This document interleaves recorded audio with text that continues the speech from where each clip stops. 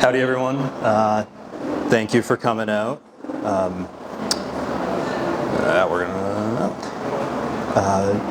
For those of you who I don't know, my name is Alberto. That's what I look like.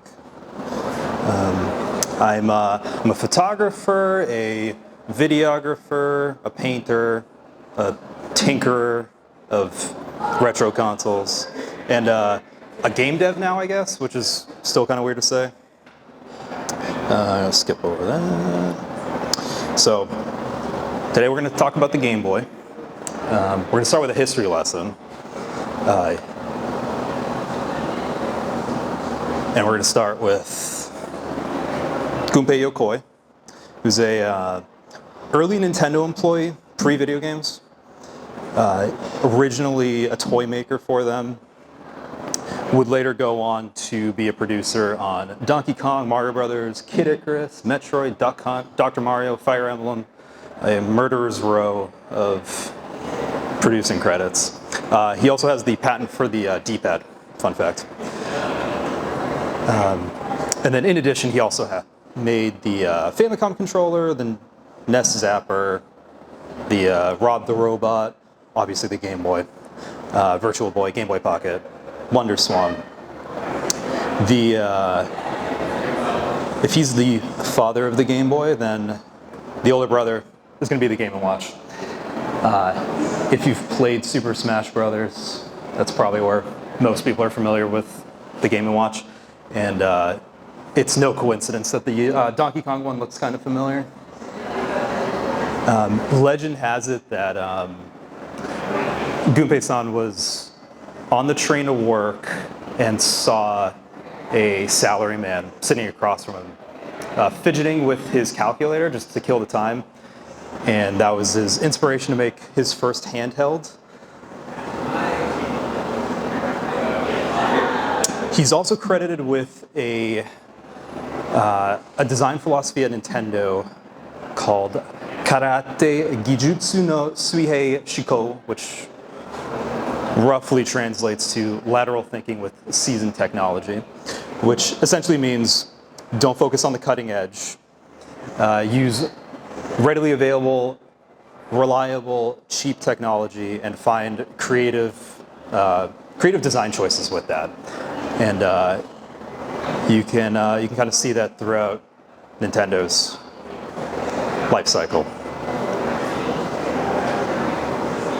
All right, a little timeline. So, first Game Boy.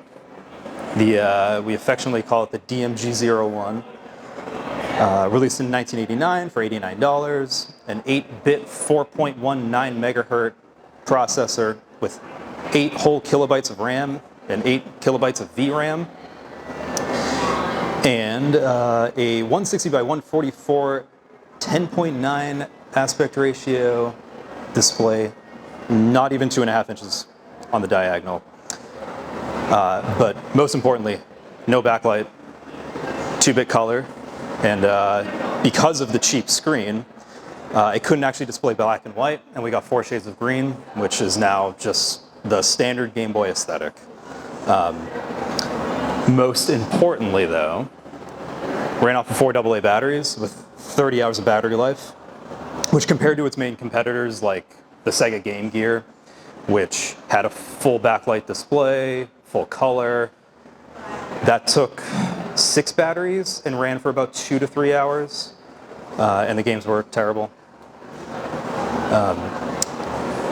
Famously, the DMG was packed with Tetris instead of Mario, which was a late change because they didn't want to just market the thing to kids, and they figured if it was bundled with Mario that parents wouldn't play it, which ended up being a great choice because Tetris was obviously something that exploded, and it was because of the Game Boy.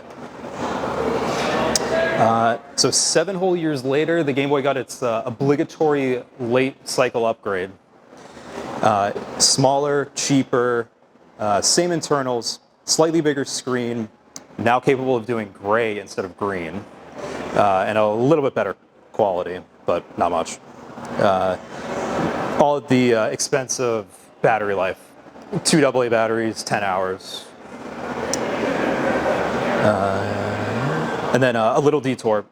Japan actually got a backlit Game Boy in 1998 called the Game Boy Light, essentially a Game Boy Pocket with a backlight. So we're 7 years into the Game Boy's life cycle. Obviously, that's normally a ton of time. That's where you'd see a new console come in, especially with the Game Boy and Pocket specifically. But it's working off of 8-bit tech. In '96, we were about to get the N64. We were way past 16-bit. We're past 32-bit at this point. And Nintendo was looking at a successor then. And there was always rumors of this thing, which was called Project Atlantis. It was just one of those things you would read in magazines, and it was all hearsay. Until GDC 2009, where Masato Akuhara, design lead on the DSi, actually showed off the first picture of it, and it said that it was something that they were working on. Essentially would have released in like '96. It would have been 32-bit 3D graphics. For scale, that's a DS Lite. The thing would have been massive. For obvious reasons, they canned it. The thing would have been grossly expensive to make, expensive to sell, and not very lateral thinking of them. Also, in 1996, a little game called Pokemon came out, and what was meant to be one of the final games for the Game Boy ended up being its best-selling game. So, in '97, they want to create a successor, but they have this gigantic hit on their hands that's about to come to America. So, they can't quite make a successor, but they need to do something to keep up with the market because an 8-bit console in '98 was kind of crazy to try to sell to people. So they kind of met halfway in the middle with the Game Boy Color. Essentially a stopgap solution while they were still working on the Game Boy Advance. Same processor as the other Game Boys, but it had quadruple the RAM, double the VRAM, and then it had its own library of games because it was able to access extra RAM off the cartridges. Still no backlight. Able to display 32,768 colors, 56 simultaneous, 2 AA batteries, 10 hours. And then we later got Game Boy Advance. A couple of versions of the Game Boy Advance. But a note on the game packs. So the Game Boy game packs are pretty fascinating because they aren't just like flash memory ROMs. Like you would see with the DS, it's just essentially an SD card with. They had their own internal RAM that the Game Boy could access, which is why if you look at like early Game Boy games, they don't look as great as like later stage ones, even ones that weren't designed for the color. And the game packs themselves are actually color coded. So the gray ones will work on any Game Boy. The clear ones that say Game Boy Color will only work on Game Boy Color. And the ones that are usually black will work on anything, but the Game Boy Color can access an extra memory bank for a larger color palette typically. So, 2025, we've got the GBA, we've got the DS, and the Game Boy's still kicking around. So, for people that want to play games today, we have a few options. We have FPGA consoles like the FPGBC, the Analog Pocket. Those are essentially hardware emulators, so they'll play off of a cartridge natively, just like an original Game Boy, and you get all the bells and whistles of backlit screen and rechargeable battery. The Analog Pocket can play pretty much anything you could ever want it to play. And then the modding scene has actually exploded in the past few years. You can get pretty much anything you could ever want for a Game Boy. Replacement motherboards, lithium batteries, new shells, new buttons. You can even get OLED screens to install on vintage hardware. And then we also have stuff like the Epilogue GB operator, which is essentially a Game Boy reader for your computer. And then on the software end of things, we got companies like Retrobit, Limited Run Games, Incubate Games, which are publishing brand new titles, re-releasing vintage titles like Shantae, which were notoriously hard to get. A couple I want to highlight though. So, Grimace's Birthday, made by a company called Cruel Toys in 2023. They made a Game Boy game essentially just for a McDonald's ad campaign. It was fully playable in browser, in a very retro-looking website. They never commercially released it, but people managed to download the ROM and then kind of sell their own versions of it. But they didn't have to make like an actual Game Boy game. They could have just made an 8-bit looking game in Unity and thrown it up, but they went wild and actually made a Game Boy game, and it worked because there was tons of articles online talking about how McDonald's made a Game Boy game, which is ridiculous to say. The other neat one is this game called Melon Journey. Bittersweet Memories is the full game, but a few years before the full game released, they released a Game Boy version of it as essentially a prologue. Because obviously the full game is 8-bit Game Boy look. And when making vintage games, or vintage looking games on vintage hardware, it is kind of hard to justify it beyond nostalgia. But Grimace's Birthday, while ridiculous, and something like Melon Journey were kind of neat ways of justifying it. And so for me, I like old stuff. In my previous lives, I've shot movies on 8mm film, 16mm film, shot with Polaroids, anything to make my life harder, essentially. But the one thing that always eluded me was the Game Boy camera, and partially because for the longest time getting the photos off this thing was nearly impossible. But once I figured out how to do it, I knew I wanted to do some sort of project with it. And what I ended up making was essentially a virtual gallery inside of a Game Boy game called This Side Out. And this was my first time ever working in any sort of game dev. I learned mostly from Pokemon how to make pixel art. I ordered blank cartridges off of the internet, got reproduction shells, made my own labels, and essentially self-published like 20 of these just as an art project. But I wanted a unique way of showing off Game Boy photos rather than just printing them and putting them on a wall. I wanted to keep everything as authentic as possible. And while I could have probably done, well, I definitely could have done this in Unity and it would have looked identical to this, actually being able to show this work on a Game Boy, running a Game Boy game that I made, was pretty important to me. So how did I do it?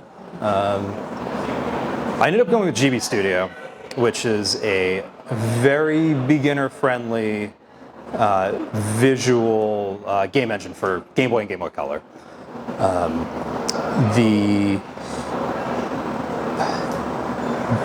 The downside of GB Studio is it can be very limiting in scope and the size of the games. And you also sometimes run into the trap of games having the GB Studio look, kind of like a lot of games have that Unity look. But the limiting nature of it was actually kind of fun. Some of the problem solving I had to do for certain things. For instance, actually,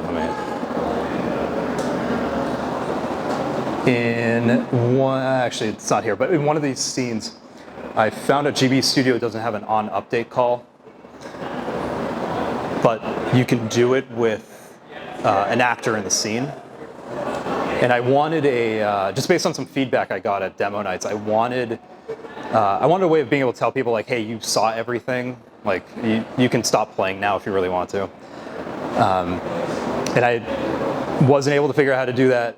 And what I ended up doing was putting an invisible actor inside of a wall, and that has an on update call, which just checks to see if you've looked at every photo. But some of that problem solving was pretty fun. The downside that I've seen when I'm in my adventures trying to learn things like Unity and Unreal, you have so much to work with that it ends up being a detriment.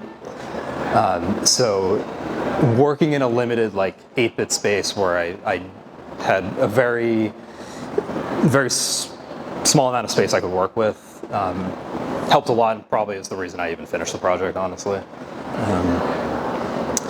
On the hardware end of things, so blank Game Boy carts are readily available online. I was able to flash them myself with top right is Insight Gadgets. It's essentially a flasher. You can plug your cartridge in, plug it into the computer. It's also the easiest way to get your photos off of a Game Boy camera. And then I ended up making my own Game Boy camera, kind of.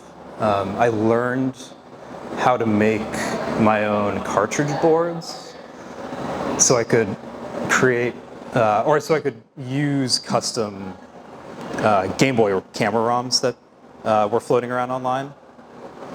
And then also ended up 3D printing and creating a new housing for it so I could use some different lenses. The other options I had were, the big ones were GBDK and RGBDS. GBDK is a C toolkit that has been around for decades at this point for making homebrew Game Boy games. And then RGBDS is an assembly toolchain. With having no experience at all with game dev and very little coding experience, I wasn't going to jump into assembly as my first project.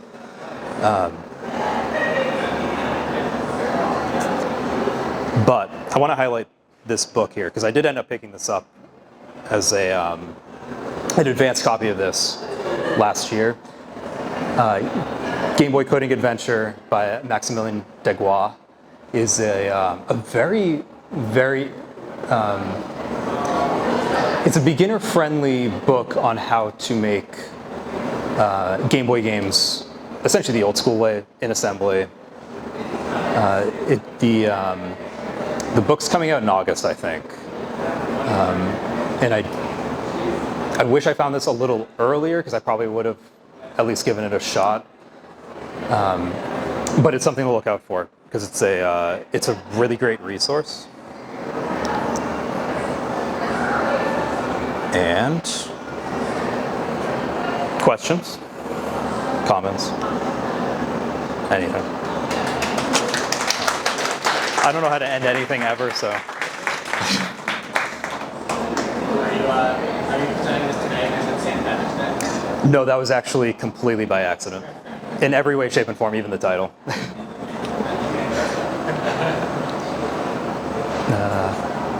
How did you make other lenses for your Game Boy camera?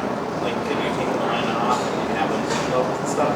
Yeah, The one here, that's actually a Raspberry Pi camera lens, but I do have another one that will fit like full Canon lenses. The only issue I ran into with that is the sensor is literally 144 by 160 pixels. So even a 40 millimeter full frame camera lens was like 8,000 millimeters. You would have to shoot from across a room just to even get somebody in frame. And it does look ridiculous sticking out of a Game Boy.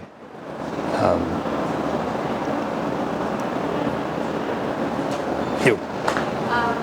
I know that you mentioned that one of the reasons you wanted to create something in Game Boy was to more authentically be able to share the pictures taken within it. Are you still interested in potentially creating like other like more, I guess, gamified like game experiences in Game Boy, or do you think like I'm just curious in terms of future projects like what you're thinking about? I've been trying to do a color version of this. Because that's something that often happened with Game Boy games. They'd re-release them in color. I want to do more Game Boy projects, and probably in the very similar to what Froach Club did with Bittersweet Memories, having it as like either like a demo or like a prologue chapter to like a bigger game that's in the same style.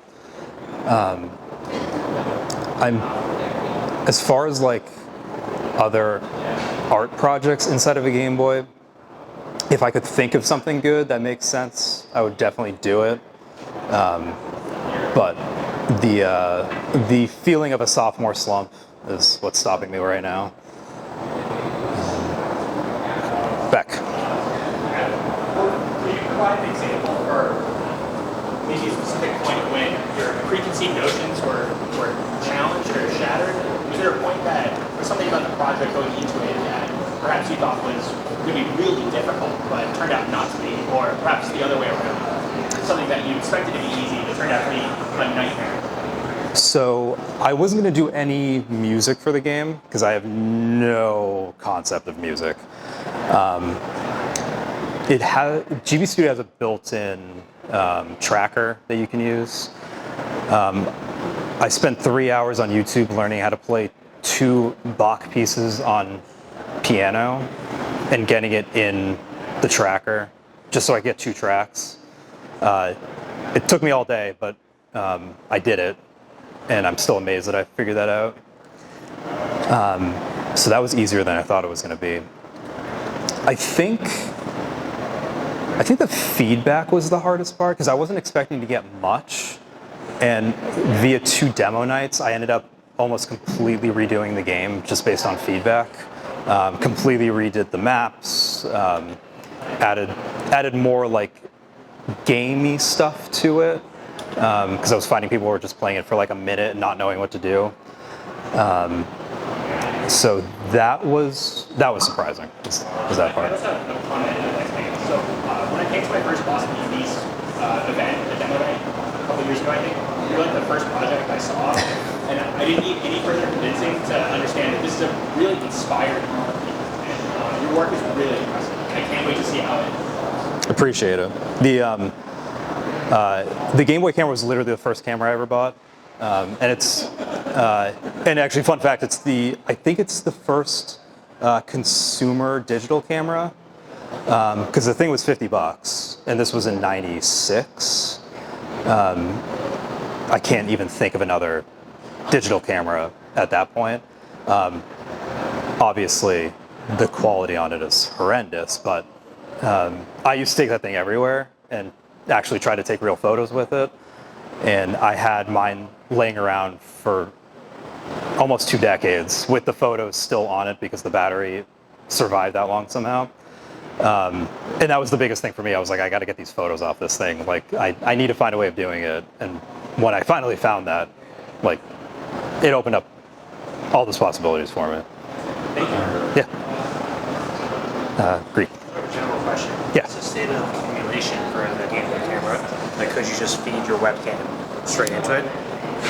So, you mean using it as a webcam, or? No, I mean just feeding your webcam and having sort of the experience of the Game Boy camera. Not directly, because a lot of the aesthetic is through the sensor itself.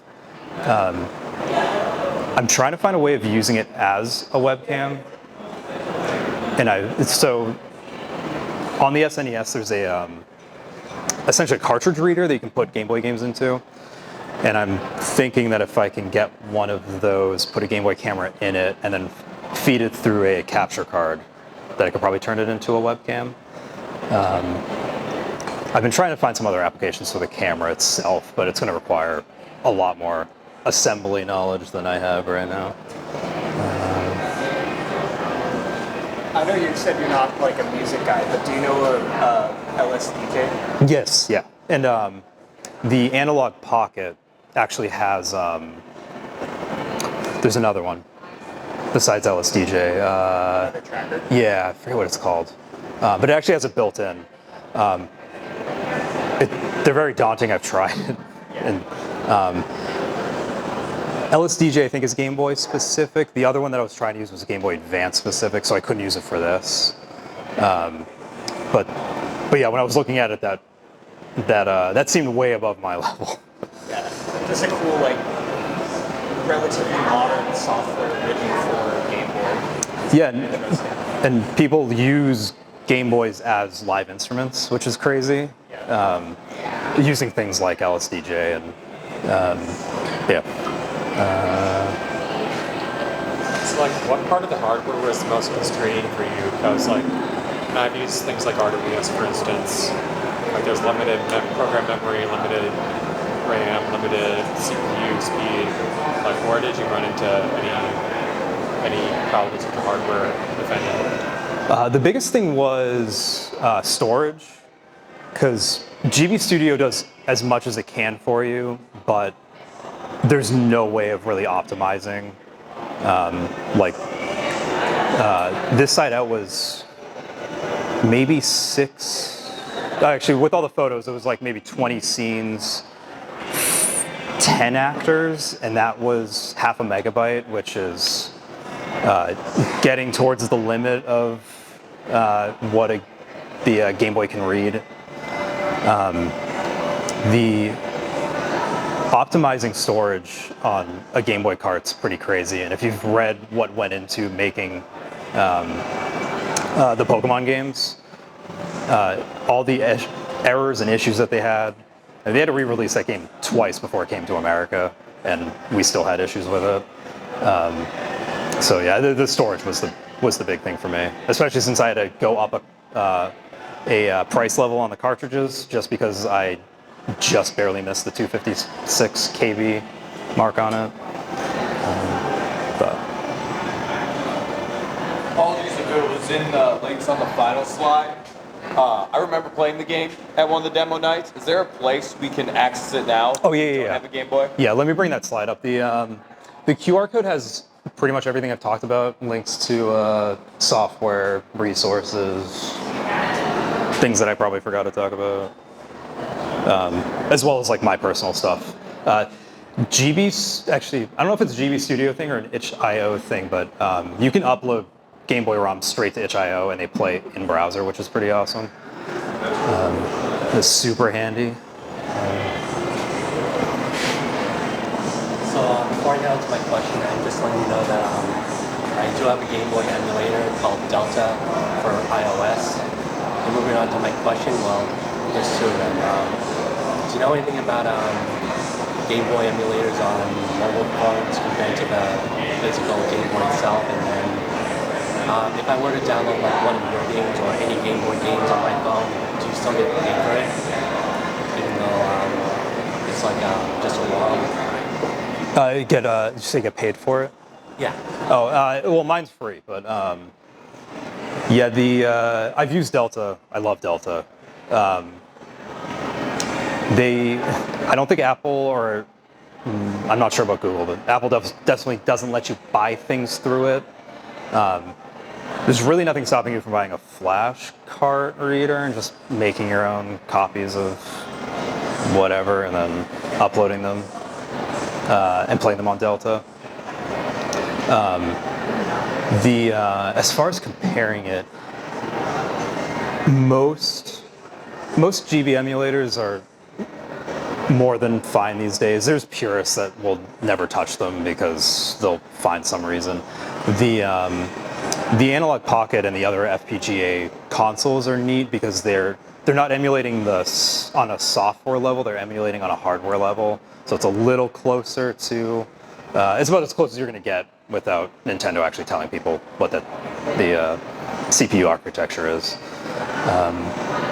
But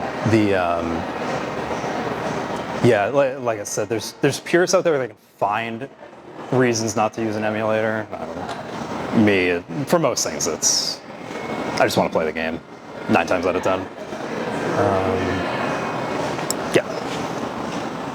So I think 2 questions for you. The first one, when iterating in GB Studio, I find with more modern engines, there tend to be a lot of differences between, say, a shipping build that you're actually sending out to people and then a build that you're playing with in the editor. How would you say like GB Studio compares to actually playing on the Game Boy? Did you hit any like hitches where like you ran into bugs that were only present on the Game Boy but not present in GB Studio, or was it pretty much 1-to-1? They were fairly close. The one bug I ran into, and that was driving me insane for the longest time, was, and it was only happening on the cartridge as far as I could tell. If I walked in certain places, actors were disappearing, and I kind of gave up on it and just considered it a fluke. And then I think someone at one of the demo nights told me that the NES and the Game Boy can't put like 5 sprites in a row. It'll start deleting them from the frame.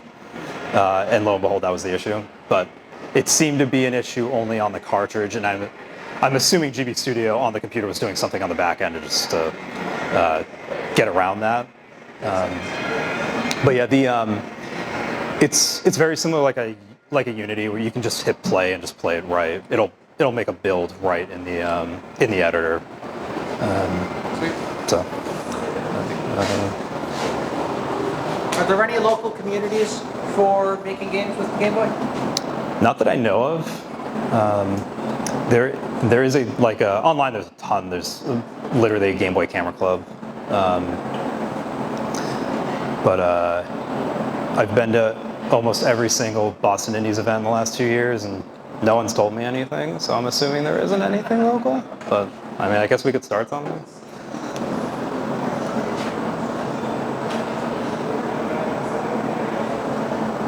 Cool. Well, thank you guys. I appreciate it.